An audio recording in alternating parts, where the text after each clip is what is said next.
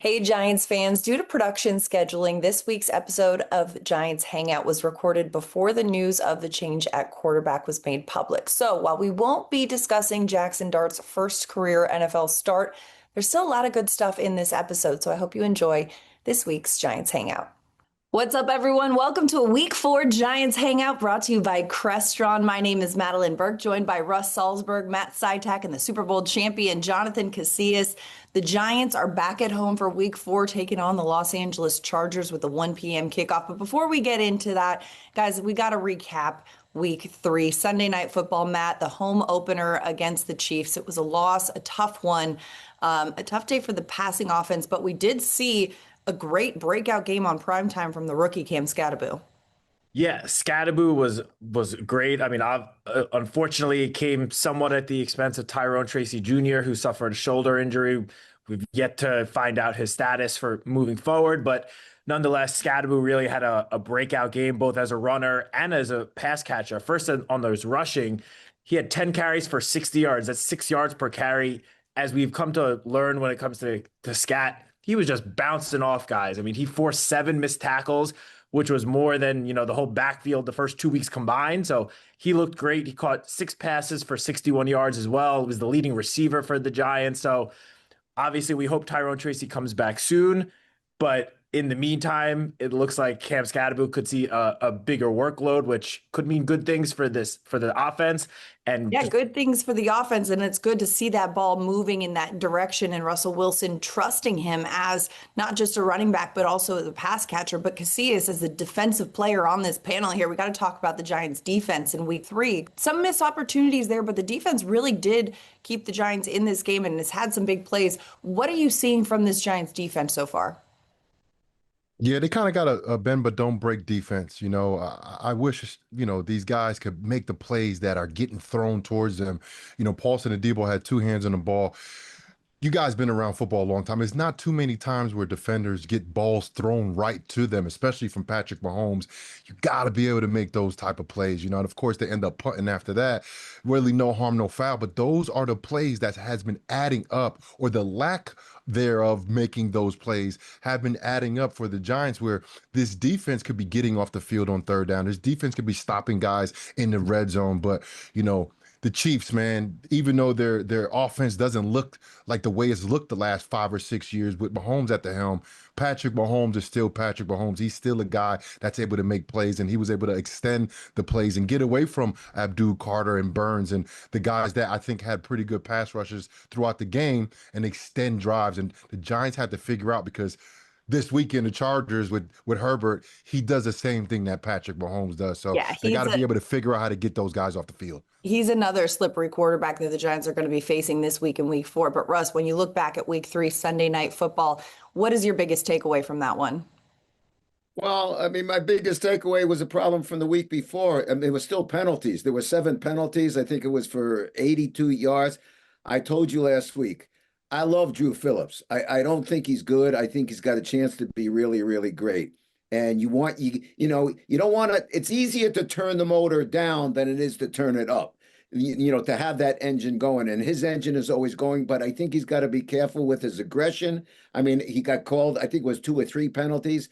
We can't be making those mistakes. I mean, you got to have a clean sheet. You can't beat yourselves. Let your opponent beat you. Don't beat yourselves. Absolutely. And penalties were flying on both sides of that ball. I mean, the Chargers or the Chiefs on one drive had 5 straight penalties as well, and kept putting the Giants in a position to capitalize. Unfortunately, the Giants weren't able to make the most of those opportunities, losing to the Chiefs on Sunday Night Football. But let's turn the page to this Chargers game.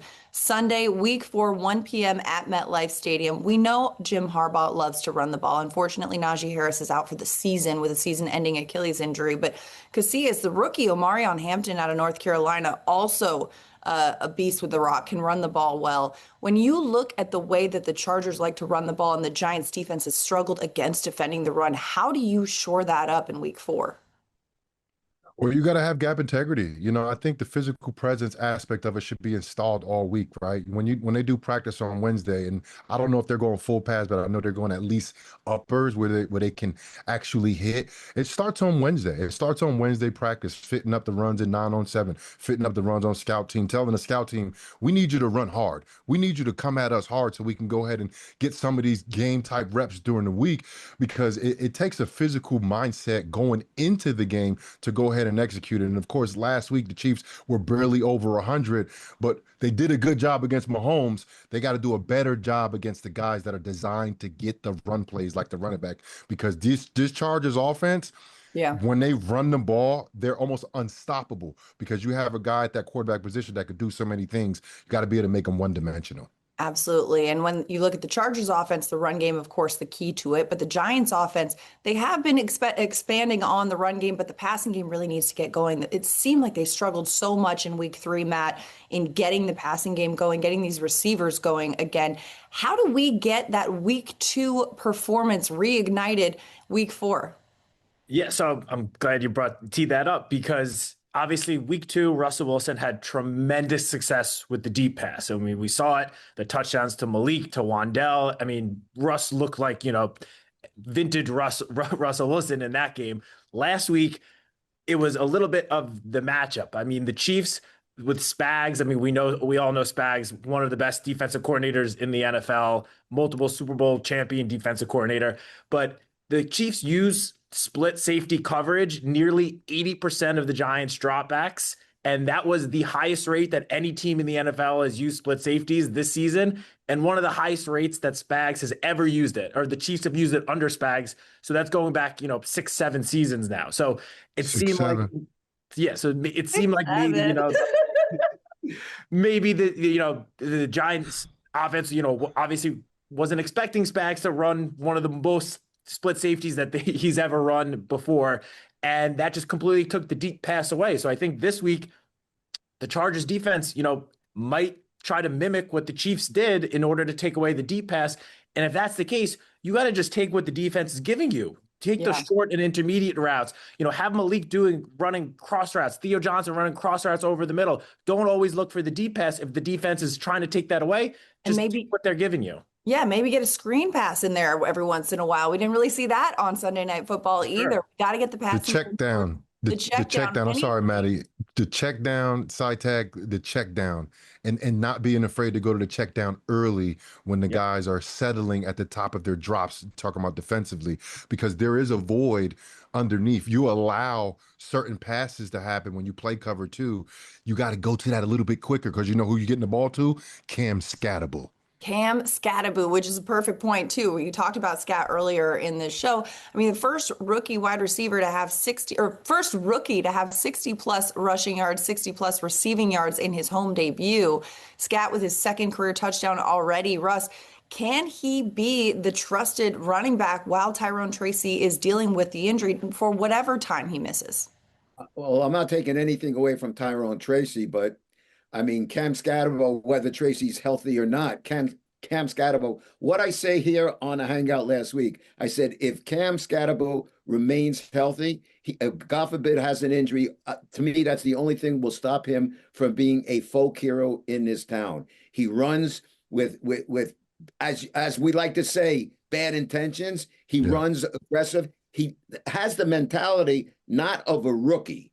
He acts like a veteran. He believes he belongs. He knows what his ability is. He wants to make contact. He really is that kind of guy. I firmly believe that. The one big positive last week was Scatterbo, and I think he's only progressing to be better and better and better. So I have no doubt. If he's back there, I have full confidence in him. To me, that's not a rookie. That's just a tough guy carrying the ball. Well, and to your point, too, he doesn't act like a rookie. We saw in week 2 against Dallas when the Giants put together that big drive. He comes up and grabs Russ by the collar, and it's like, let's go. And you never see a rookie do that with a vet, but he's just got this confidence and this presence and this aura about him and this physicality. I mean, I remember when the Giants drafted him, I interviewed him saying, hey, your mom said that when you were 6 years years old, you used to put your brother's pads on and run into telephone poles? And he just laughed. He's like, yeah, that is him in a nutshell. He doesn't shy away from contact. He runs right through it.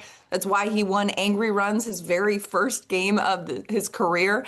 And he's going to be an exciting player to watch. I do think that the Giants offense, as we've seen so far, is absolutely going to be able to trust him, whether or not Tyrone Tracy misses any time with the injury. But Giants Chargers, there's a lot going on here, a lot of storylines here. Russ, though, I know that you've got some trivia queued up for us. And as always, hopefully we don't disappoint you, but I'm sure we will.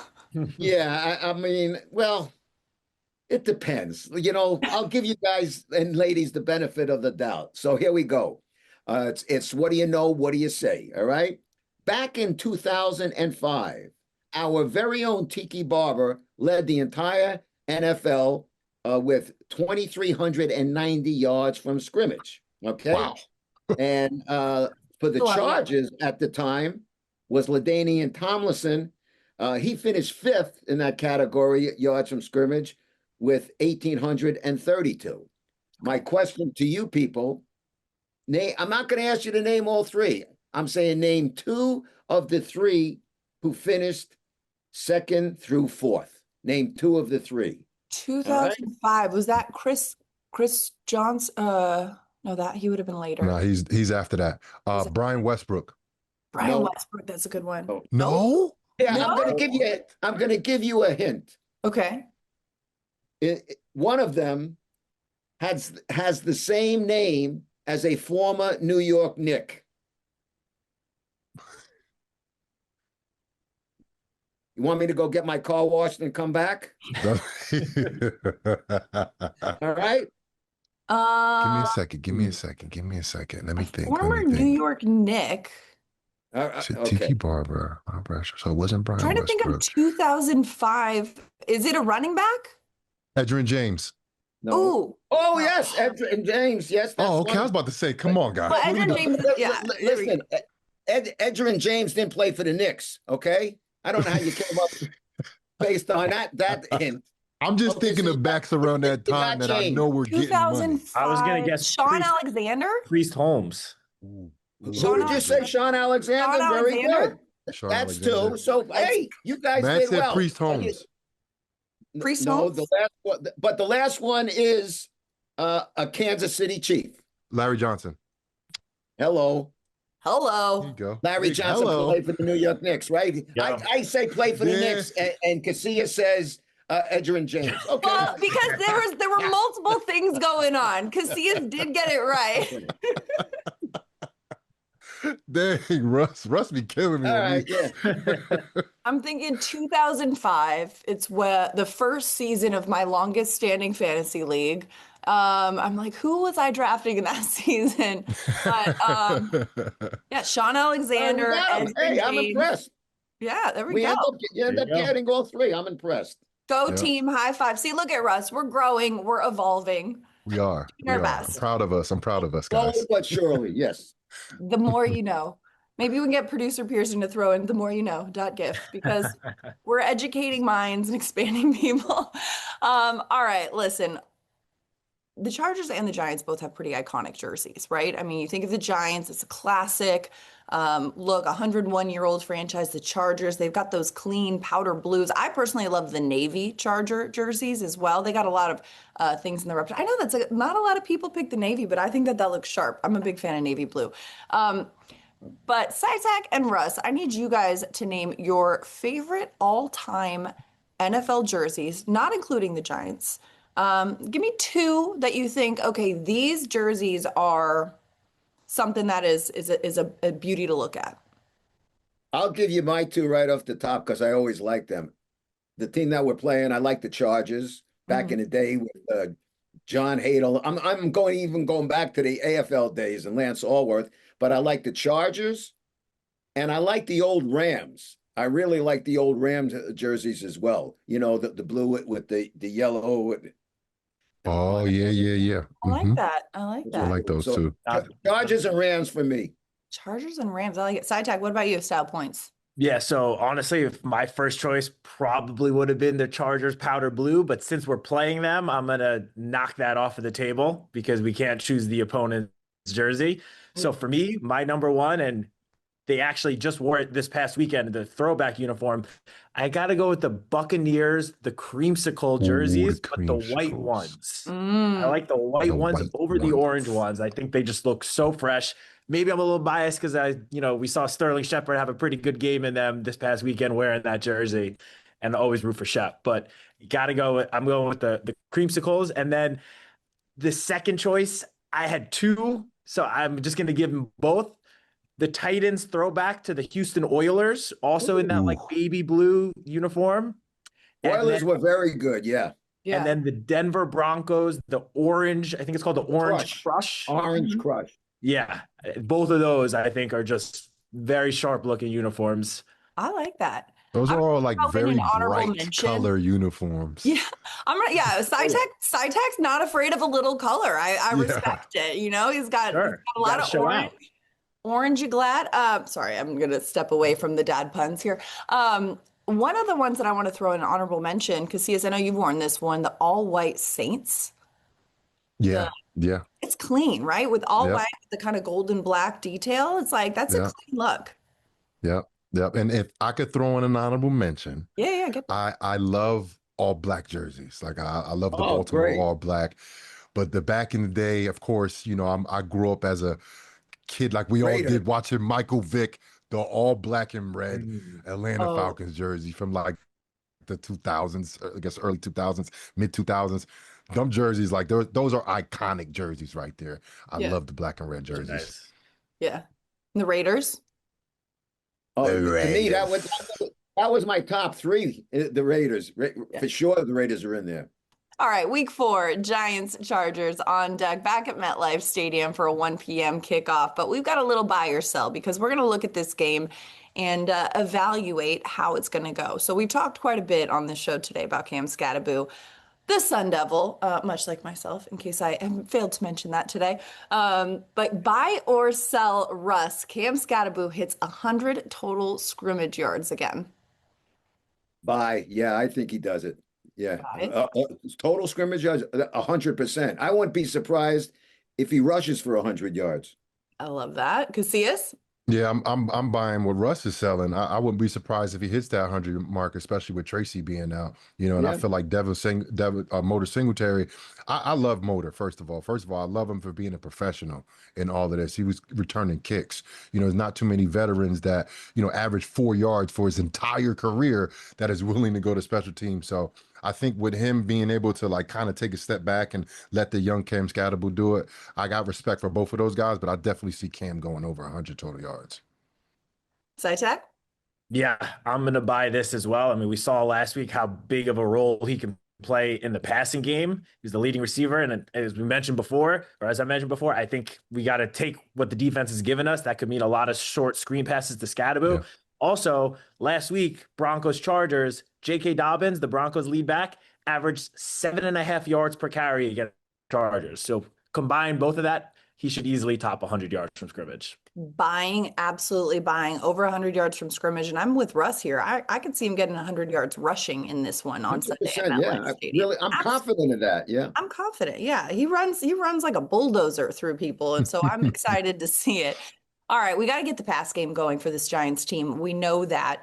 Going into Sunday, though, obviously Malik Neighbors, a favorite target out there. But buy or sell Casillas that a skill position player not named Malik Neighbors will have a receiving touchdown.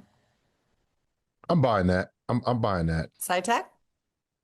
Yeah, I'm buying that as well. I mean, I think the Chargers defense probably is going to key in on Malik Neighbors as just about every opposing defense is going to do. I think Wan'Dale Robinson has a nice chance to get into the end zone again. I think Darius Slayton could. I feel like he's been, the overlooked guy of that wide receiver group. Maybe this is the week Theo Johnson gets into the end zone. I could see that as well. So I think because of the attention the Chargers are going to put on Malik Neighbors, I'm buying, saying one of the other pass catchers will get into the end zone. Russ? Yeah, I kind of agree with the last thing that Matt just said. I think you can see a tight end get it, maybe Theo Johnson, maybe somebody else, but I definitely think someone's going to catch a touchdown pass other than Malik. I'm going to agree with that too. I'm buying, and despite the fact that we've seen some struggles from the Giants in the red zone, maybe we get a long one. We saw in week 2 how much Wan'Dale Robinson looked like a trusted target. Perhaps he gets breaks off a big run and after the catch and gets in the end zone too. It doesn't necessarily have to be a short yardage pass. It could be something bigger. And I could see that happening. Or maybe we'll get creative. Maybe Cam Scattaboo, the hero of Sunday Night Football, gets a passing touchdown instead of a rushing one in his Sunday afternoon game. We'll see how that one Well, goes. I'll tell you what, if Cam rushes as like we think he could rush for maybe getting 100 yards on the ground, that's going to soften up the defense of the Chargers, and that's going to open up the airways. So yeah, I agree with that 100%. Let's talk defense, though. The defense really trying to get a takeaway. They've gotten close quite a few times this season. Side Tech, buy or sell that the defense gets a takeaway Sunday? I'm going to buy. I know we're all being now very optimistic here with all these buys, but just looking back at the Chargers' performance last week, obviously Justin Herbert is playing like a top quarterback in the NFL right now. There's no doubt about it. But if you look at his stats from last week against the Broncos, when he was getting pressured, his numbers are not that great. He was 10 for 23, 143 yards, 1 touchdown, but he had an interception. He took 5 sacks. The Chargers are already down Rashawn Slater for the season. His backup, Trey Pipkins, got hurt this past week, was in and out of the lineup. And Mekhi Becton also got hurt. So they could potentially be down 3 offensive linemen. I think the Giants are going to have to bring a lot of pressure on Herbert, and I think they're going to force him to make a mistake, buying that the Giants will get a takeaway. Russ? Yeah, I definitely think they're going to get a takeaway. Remember something, there's something about watching, and I think everybody's going to agree here. There's something about watching just the quarterback of the Chiefs, Patrick Mahomes. But there's something about watching Patrick Mahomes on TV and watching him in person. His escapability is off the charts. The way he can make something out of nothing, and I think the Giants, I'm not taking anything away from Herbert, but Herbert is still not Mahomes in terms of that escapability. And I think the Giants will definitely get a takeaway, whether it's a forced fumble or not. And listen, they got one last week, but Mahomes being Mahomes took it back from Bobby Okereke. Casillas? I think they're going to get one. I don't think it'll happen this week, especially from the air. I know Herbert had an interception last week against the Denver Broncos, but he only threw 3 interceptions total last year. This is a guy who understands how to protect the football. And going into this game, the Giants got to prove to everybody that it can stop the run. I don't see them being pass happy in this game. I don't see them throwing the ball 50 times and presenting a lot of opportunities for the defense. So the Giants got to prove that not only because they got given a takeaway and they got it taken away from them by Mahomes, like what Russ just said. They need to show to me that they know how to take the ball away, not get given a interception or a fumble that lands in their lap, ripping the ball out, forcing a fumble. They have to show me that they can do that. Right. And it's also, too, when you see how many times in week 3 or throughout the first 3 weeks of this season, the Giants have had some almost moments. Players get a hand on it. Players not able to come down. It ends up being a pass broken up. Or like we talked about, Bobby Okereke forcing the ball out, but Mahomes wrestling it away. I know that these guys are watching that tape saying like, oh, I was so close, and are going to be focused on finishing. I think the Giants are going to finish this week, and I do buy that they're going to get a takeaway if the opportunity presents itself in the moments that we've seen so far this season. All right, well, that's a wrap for a week 4 Giants Hangout brought to you by Crestron. For Russ Salzberg, Matt Sytak, and the Super Bowl champion Jonathan Casillas, I'm Madeline Burke. We'll see you next week.